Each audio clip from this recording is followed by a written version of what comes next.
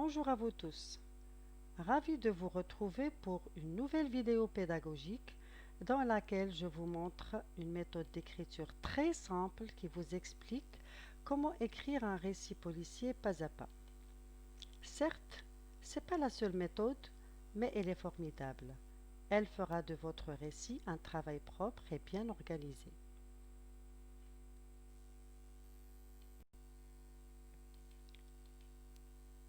Avant de vous lancer dans l'écriture, vous devriez d'abord faire le scénario de votre récit et choisir les différentes composantes. Choisissez le sujet de l'enquête, que ce soit assassinat, cambriolage ou enlèvement. Créez les caractéristiques de vos principaux personnages. Il y a toujours au moins un personnage principal à traiter en premier, certainement le détective. C'est par celui-là que vous allez commencer l'élaboration de votre récit, puis la victime, le témoin, le suspect et le coupable.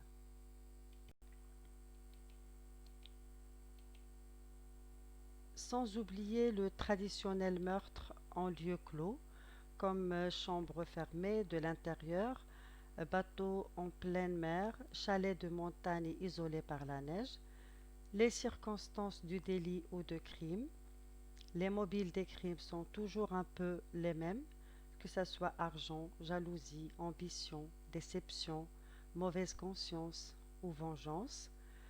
Les indices matériels qui doivent trahir le coupable et amener le détective à la vérité, comme les traces d'ADN, les empreintes digitales ou l'arme du crime. Déterminer la manière dont le coupable a brouillé les pistes pour éviter d'être accusé, par exemple, meurtre déguisé en suicide ou en accident, déguisement de l'assassin, perruque, postiche imperméable, effacement ou trucage des empreintes, etc. Après avoir élaboré votre scénario, vous devriez à présent avoir une idée meilleure de votre récit. Il est temps de construire le schéma narratif. En premier lieu, vous allez commencer par la situation initiale ou la scène d'exposition de l'intrigue. C'est la mise en scène d'un personnage décrit dans sa vie quotidienne. Vous décrivez des événements non perturbateurs du quotidien. Ensuite, vous placez l'élément perturbateur qui vient bouleverser le quotidien de votre personnage. Cet élément doit radicalement changer sa vie.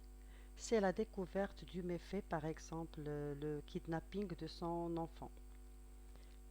Puis, vous inventez des péripéties pour maintenir le suspense.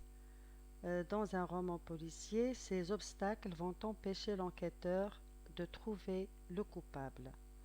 Et enfin, le dénouement ou la solution de l'énigme qui devra résoudre tous les problèmes rencontrés et rétablir l'harmonie. Par exemple, le coupable est identifié ou tué. Notez bien que la situation finale doit surtout surprendre le lecteur.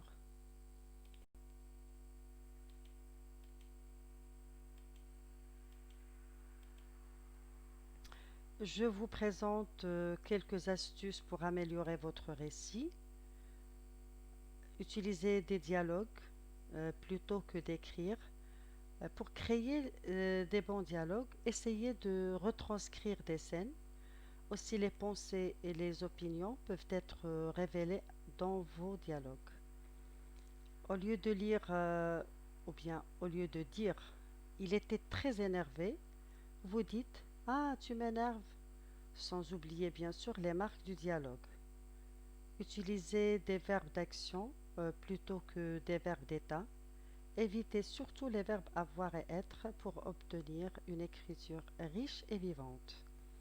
Par exemple, au lieu de dire il était sur le point de partir, vous dites il enfila son manteau. Au lieu de dire la rue était étincelante de soleil, vous dites le soleil projetait ses rayons sur les plaques d'eau des trottoirs. Pour dire il était 7 heures, vous dites 7 heures sonnèrent. Comme ça, vous évitez de répéter à chaque fois le verbe être.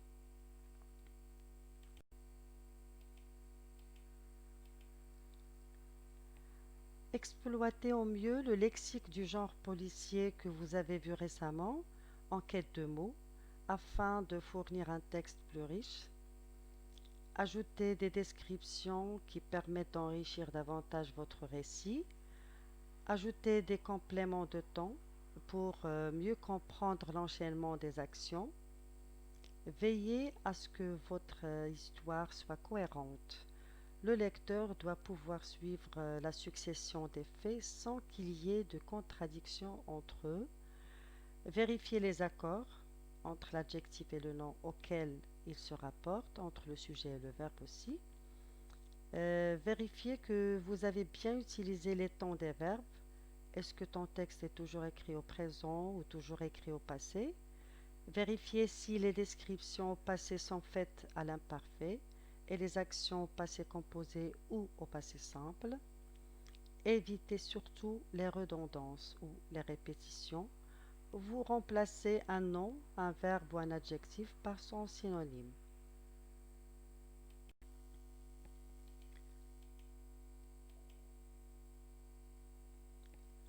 Il est temps à présent de vous aider à construire l'intrigue de votre récit. Je vous invite alors à remplir cette fiche. Tout d'abord, que s'est-il passé? Voici la première phrase de votre histoire. Vous devrez obligatoirement commencer votre histoire comme cela. Il était plus de minuit quand le téléphone se mit à sonner. Le commissaire décrocha le combiné. Au bout du fil, une voix affolée lui apprit la nouvelle. Madame Duflo vient d'être assassinée et son coffre à bijoux a disparu. Vous répondez aux questions suivantes. Qui a été assassiné? Quel objet a disparu? Quel est le mobile du crime? C'est-à-dire pourquoi le coupable a-t-il tué Madame Duflo? Ensuite, vous inventez et décrivez le lieu où le crime a été commis.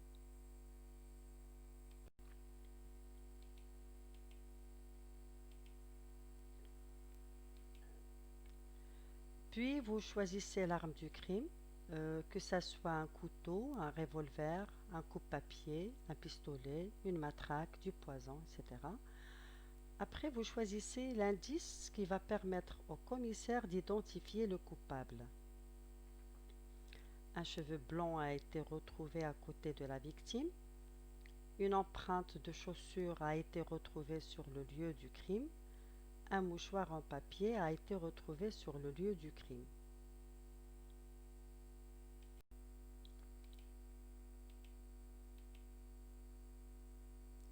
Les personnages. On a la victime, c'est Madame Duflo. Le détective, c'est le héros de votre histoire. Il doit mener son enquête pour démasquer l'assassin de Madame Duflo. Inventez le nom du commissaire, son prénom, son âge, décrivez son apparence physique, comment est-il habillé.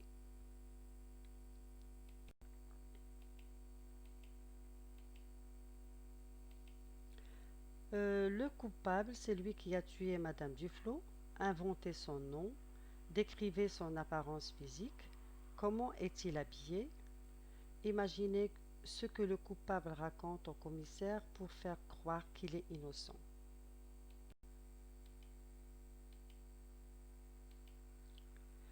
Le suspect.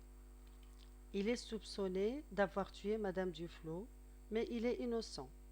Il va devoir répondre aux questions du commissaire pour se défendre. Inventez son nom, décrivez son apparence physique, comment est-il habillé.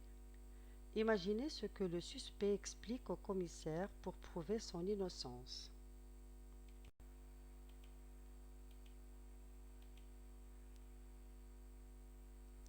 Le témoin. Il a vu le coupable s'enfuir. Malheureusement, il n'a pas vu son visage, mais il a remarqué un détail. Choisissez la réponse du témoin lorsque le commissaire lui demande de décrire le coupable. Le coupable avait les cheveux blonds, le coupable avait de très grands pieds, Le coupable était enrhumé. Relisez maintenant cette fiche et vérifiez que tous les éléments de votre histoire coïncident. Indice, déclaration du témoin, arme du crime. Ton histoire doit être logique.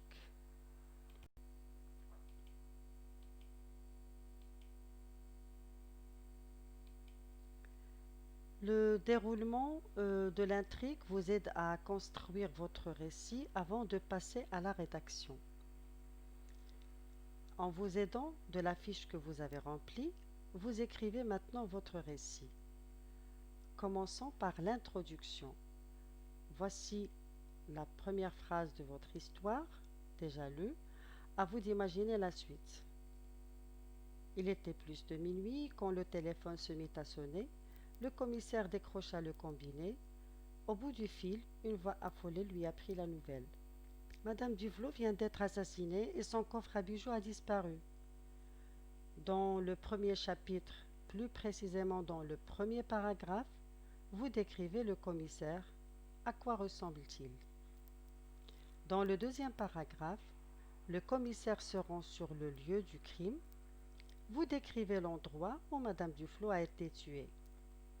Dans le troisième paragraphe, le commissaire commence son enquête. Il découvre des indices sur le lieu du crime.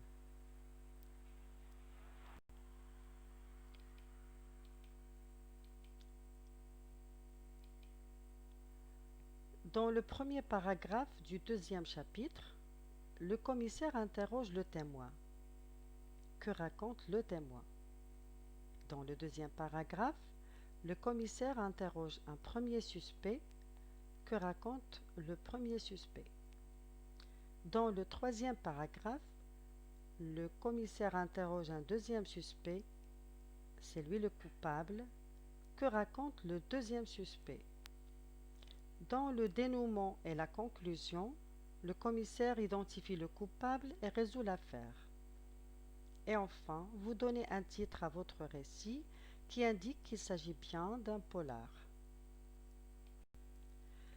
Et voilà, maintenant vous possédez une méthode claire et simple pour stimuler votre imagination et vous aider dans vos projets d'écriture. Si vous suivez cette technique à la lettre, votre intrigue sera tout à fait cohérente et assez complète pour être comprise. C'est ce qui met fin à cette vidéo. Je vous dis donc à vos ménages et bon succès.